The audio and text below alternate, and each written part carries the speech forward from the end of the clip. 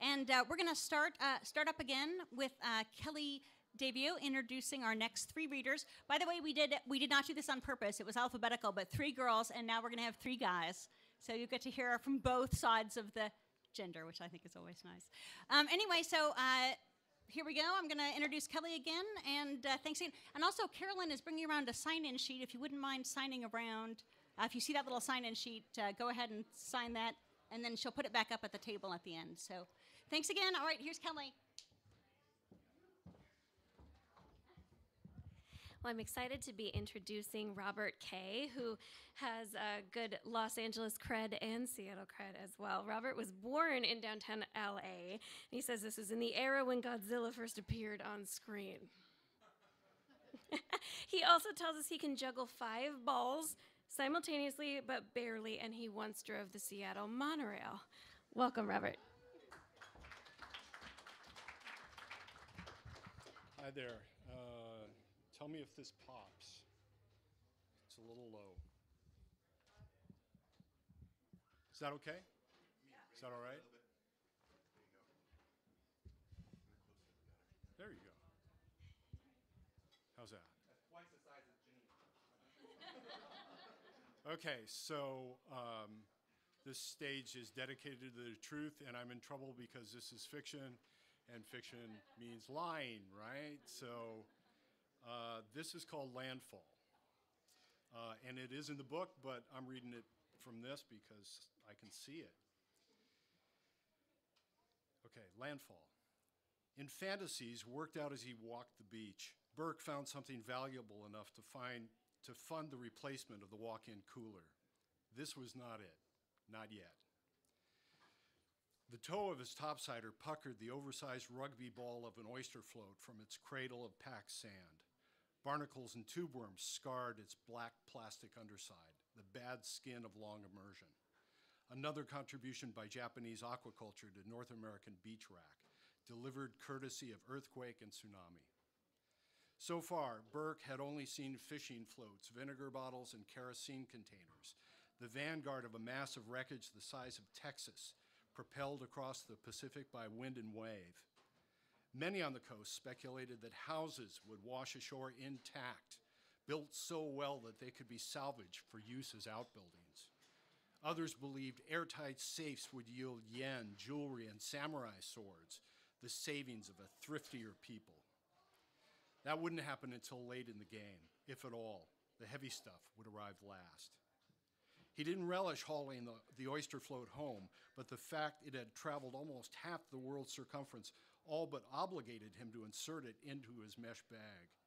He swung the awkward load over his shoulder, watching the play of cloud-filtered early morning light on the water as he slogged through pebbly sand.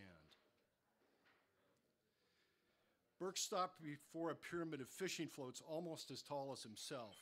He used to think of them as raw material for art not yet devised, stuff he could sell at Burke's Art Spot and Grocery. When the season started, people would eat up tsunami souvenirs, the banner sign already flapping across the front.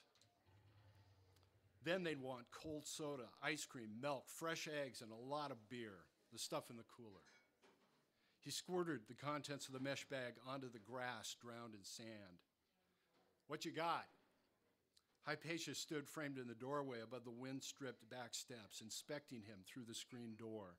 She wore her pale blue waitress uniform and pinched bobby pins in the side of her mouth, in the process of furling her hair into a bun.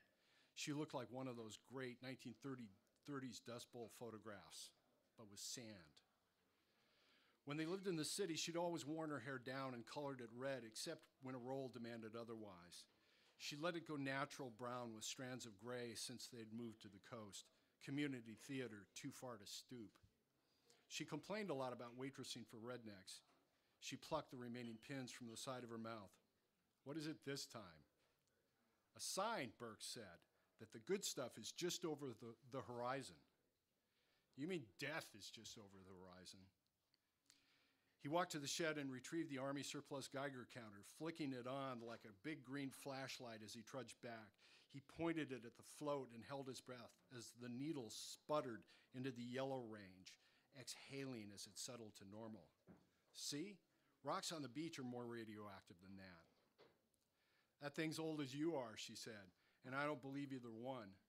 She jammed the last 2 bobby pins into the bun. When that stuff arrives, I'm going back to civilization. I am not waiting around to glow like a jellyfish.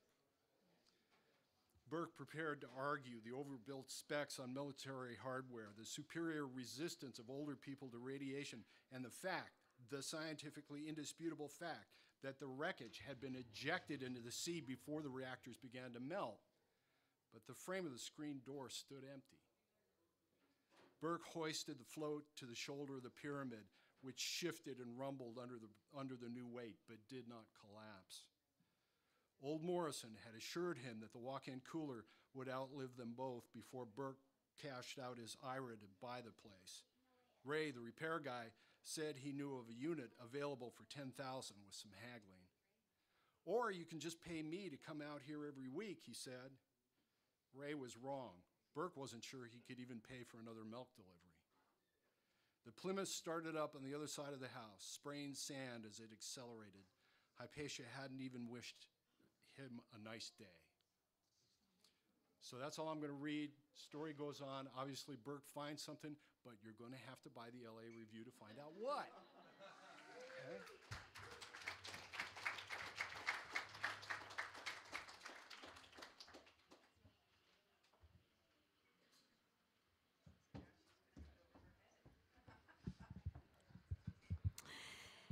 Next up, we have Jeremiah O'Hagan. He tells us that he's been out of school for a grand total of 3 years and 9 months in his entire life, which is not bad because he's just turned 30.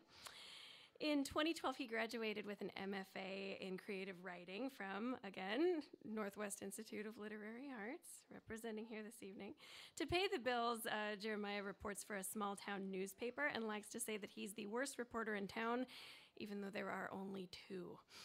We're very proud of Jeremiah at Los Angeles Review because he was recently nominated for a piece in Best American Essays, which is a first for the journal and a really big honor as well. So please welcome Jeremiah O'Hagan.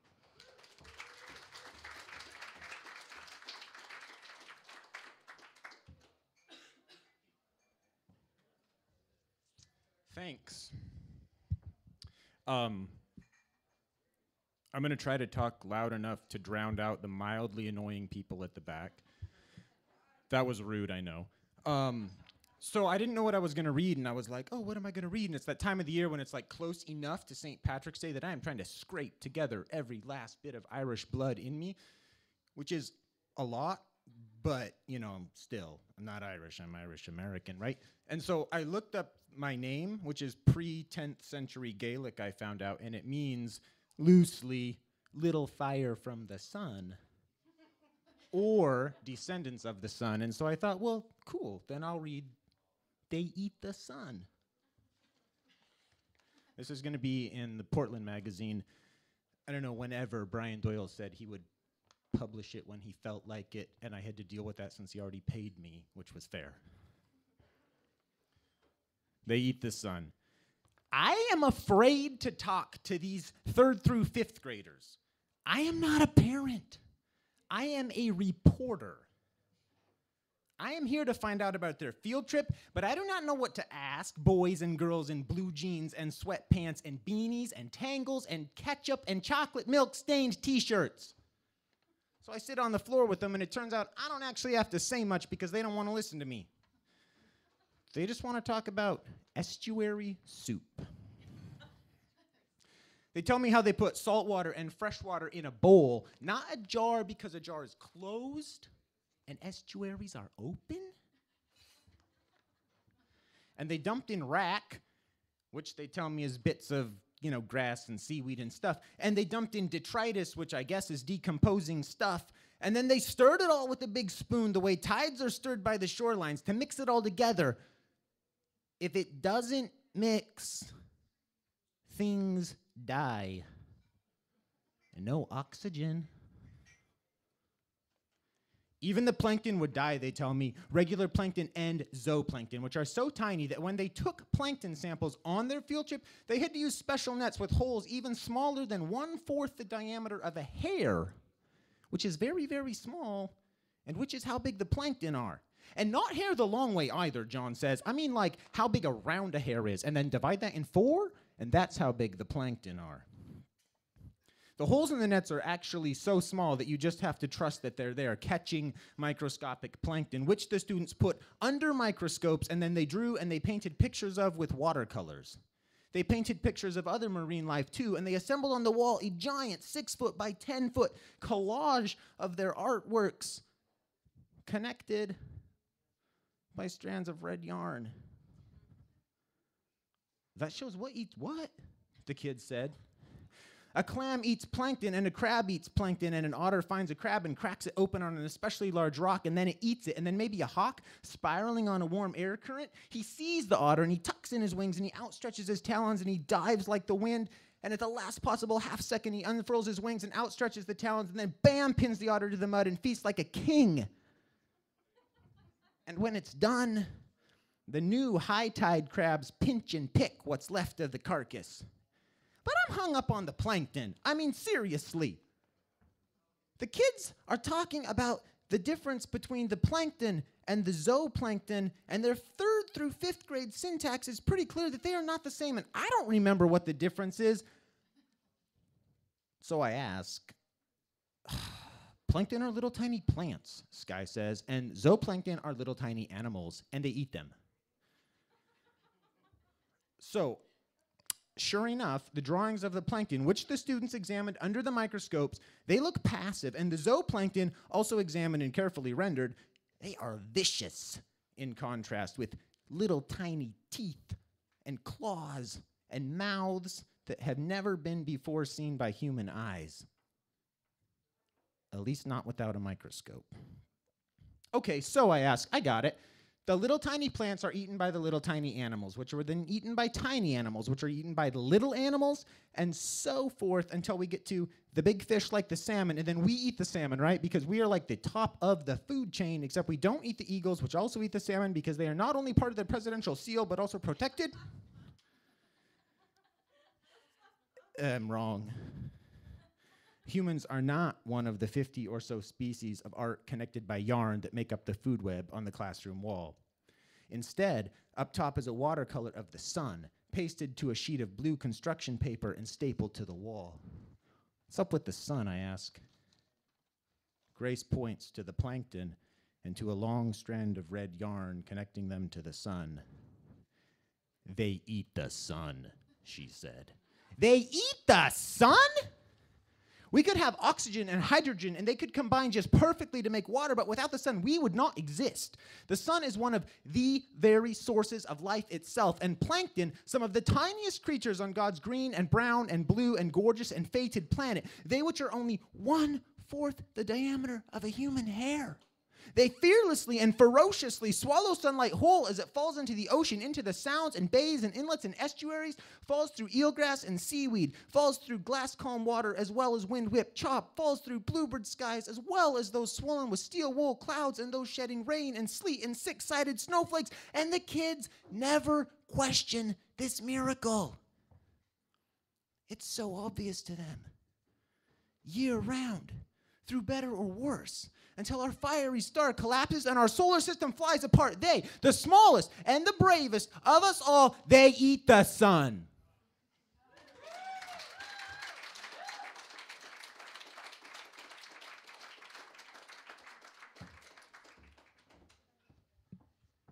Looking forward to following that, Michael. We have one last reader this evening, Michael Schmelzer.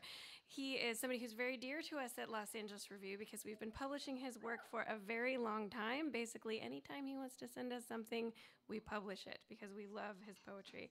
Michael earned his MFA from Rainier Writing Workshop at Pacific Lutheran University. His honors include 5 Pushcart nominations, the Gulfstream Award for Poetry, Blue Earth Review's Flash Fiction Prize, and the Art Smith Literary Award. He's been a finalist for the 4-Way Books Intro Prize, which is a big deal, among others. And he helps to edit a River and Sound review and has been published in Natural Bridge, Mid-American Review, and a number of others. Michael?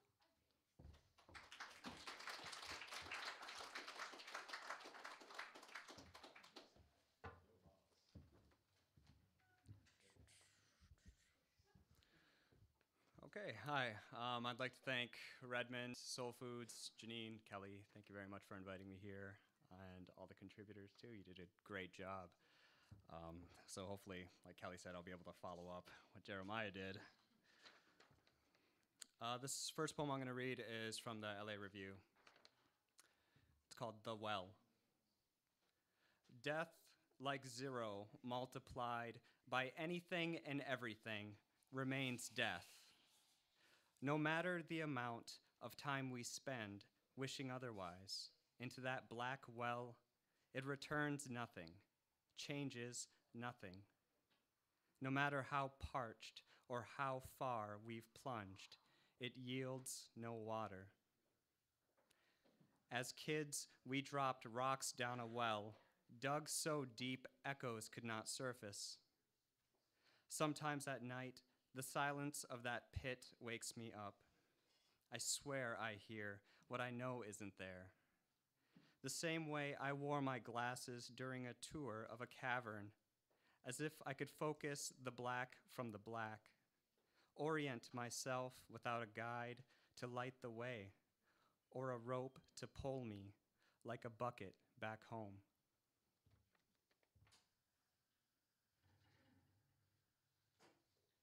I have a couple of new pieces I'm going to be reading.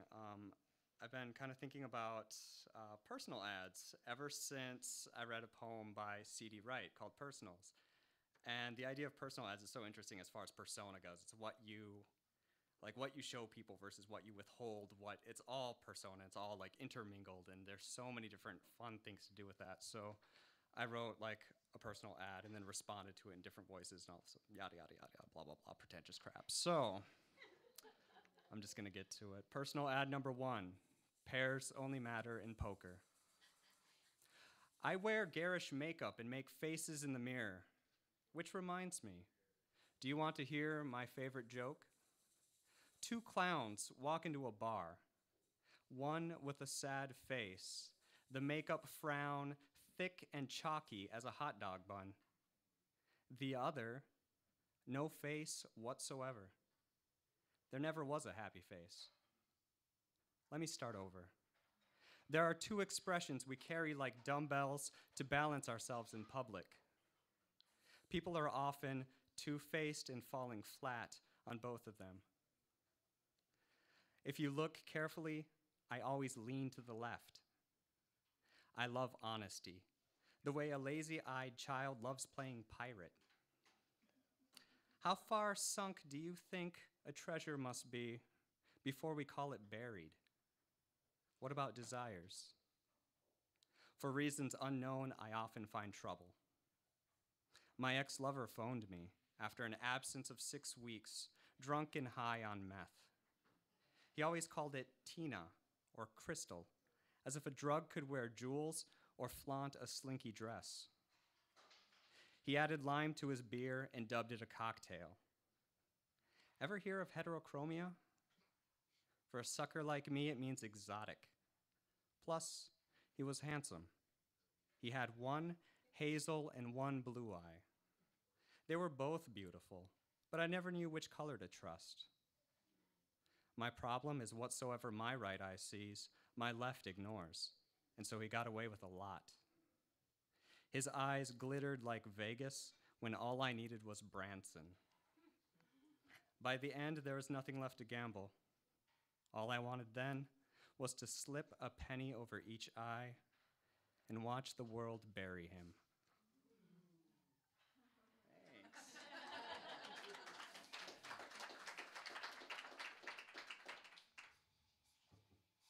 There's a response to that, which I'm skipping, and then going to the response in the same voice of this person. Personal ad number 1, eggs painted like clowns. I've been known to throw eggs off my balcony. Sometimes absurdity is the best antidote for the world's poison. A long time ago, I went dancing in a restrictive red dress, red on my white flesh like a radish, and I wanted everyone to take a bite. What I'm saying is sometimes we're the world's poison.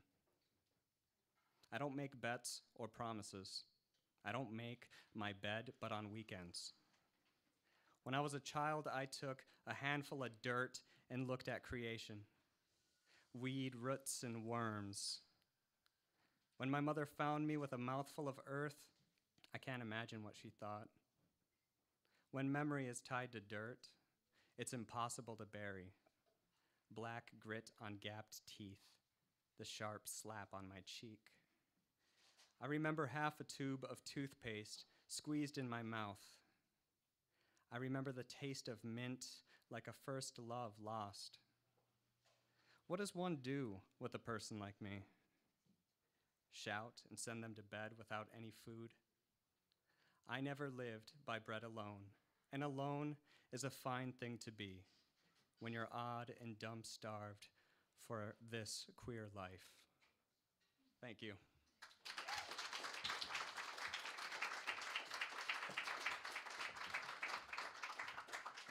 Thank you, Michael. You know, I'm another funny crossover story. I met Michael down at the 14 Hills reading in San Francisco a couple of years ago, and now we're here. Mysterious. All right.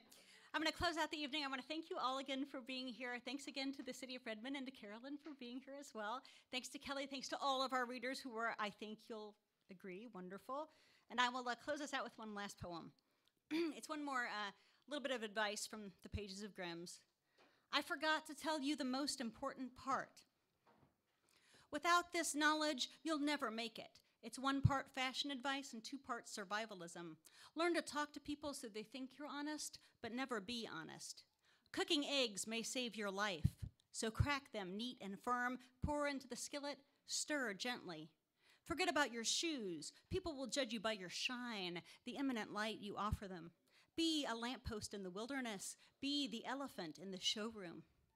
If you steal the idol, make sure to carry a weighted bag of sand. No surprises, we've lied about having it all. It's either the piano or the pit viper. Cinderella's shoe came off at midnight because it hurt, and Red Riding Hood's real story involved cannibalism and a striptease. Don't wear red lipstick. Don't you kiss your mother with that mouth? Long bangs hide a multitude of sins. Ask your grandmother about the herbs she used to swallow while pregnant. The butterflies here didn't start out black. They were white as onion skin, and the forest more ominous before the smokestacks. Well, here's your little basket and red coat, sweetheart, sweet meat. Smile like you mean it. Shake what you've got while you've got it. Go out into the world and knock them dead. Thank you, guys.